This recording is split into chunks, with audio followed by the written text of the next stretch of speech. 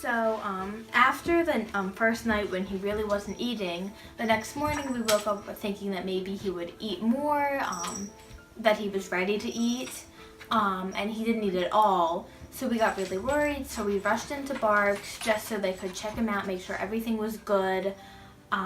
He would lay in his same spot and he would like go to the bathroom and he just wasn't moving, and it was like pretty upsetting because like we thought that like he was just giving up, like he wasn't even trying to fight.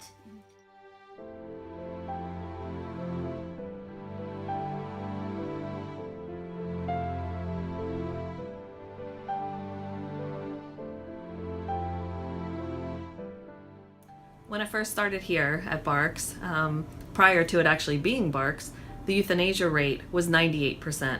So no animals were getting medical treatment. There wasn't staff to do it. There wasn't funding to do it. There were no veterinarians.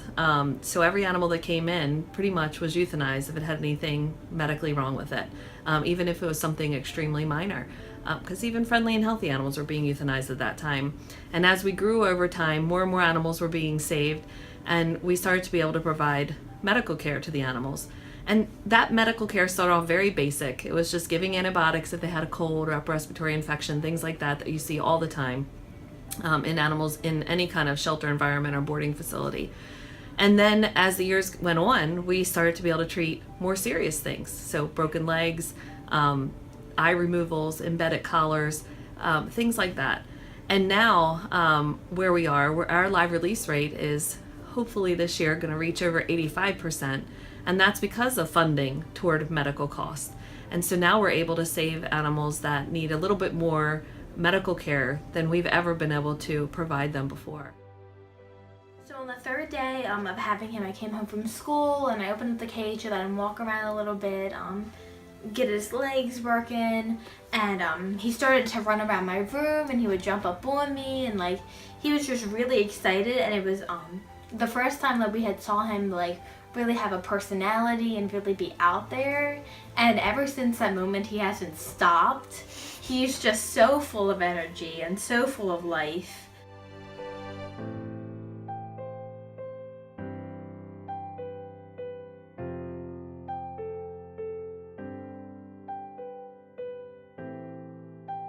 So at BARCS we take over 10,000 cats and dogs every year. And every year, our live release rate continues to go up, and that means we're able to place more and more animals. And the ones that are easy to place are the friendly, healthy, happy dogs and cats.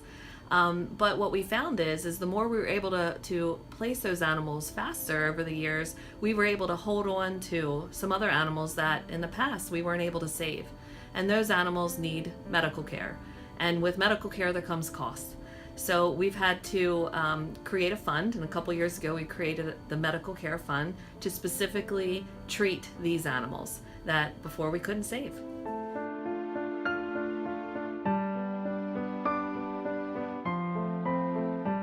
So annually we spend over $400,000 on medical care for the animals, and that medical care is spay and neuter, it's vaccinations, antibiotics, everything for every animal that comes into the shelter that needs medical treatment, even if it's things like flea preventative.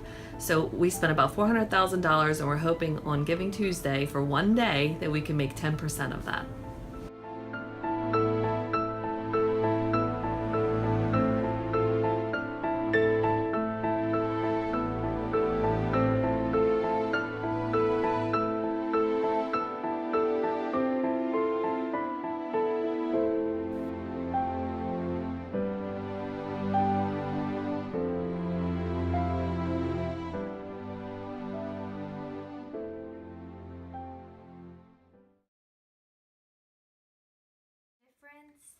And then it was probably like the second week we had him. Another really big difference is when he started to bark.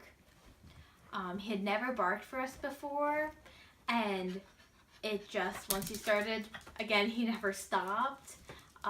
He loves to bark. Right,